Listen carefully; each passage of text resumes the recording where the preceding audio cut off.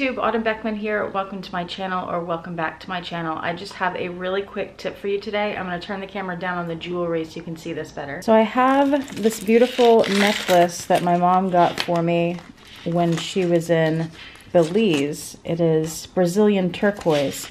And I was just going to put it on and I noticed that the end has this toggle. And I don't like those kind of clips for a number of reasons. So my mom picked up this beautiful turquoise necklace when she was in Belize. It's Brazilian turquoise. And I was just about to put it on and I noticed it has this toggle clasp at the end. I don't like those for a number of reasons. So I'm going to remove the toggle clasp and add this lobster clasp instead, which I feel is more secure and easier to use.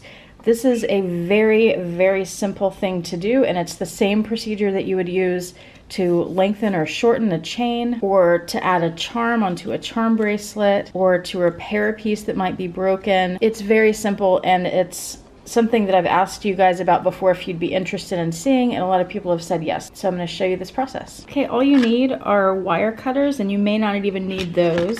And I like to use 2 sets of pliers. I like this one with the rounded end and then a straight one. For the wire cutters, you may need to cut the little loop that the toggle is attached to. On this one, there's already a cut right here.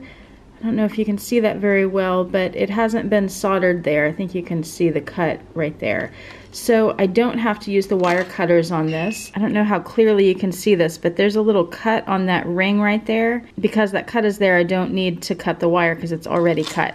So all I need are 2 pairs of pliers. I like to use a straight edge pair and then a curved pair. All you do is clamp the pliers on one side of the cut in the ring and clamp the other pliers on the other side of the cut and twist. And you see how it's open like that?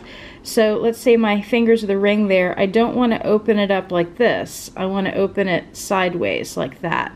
If you open it up like this, it stretches the metal and bends the metal in a way where it weakens it and could break. So you don't want to do that. If you twist it, it's a little better for the metal. But then you just slide the toggle off, take your lobster clasp, put that on, and then close it back up. And it's as simple as that. Very quick, very easy. And now I have the lobster clasp that's more secure and for me easier to use than the toggle. That's it. Hope that was helpful.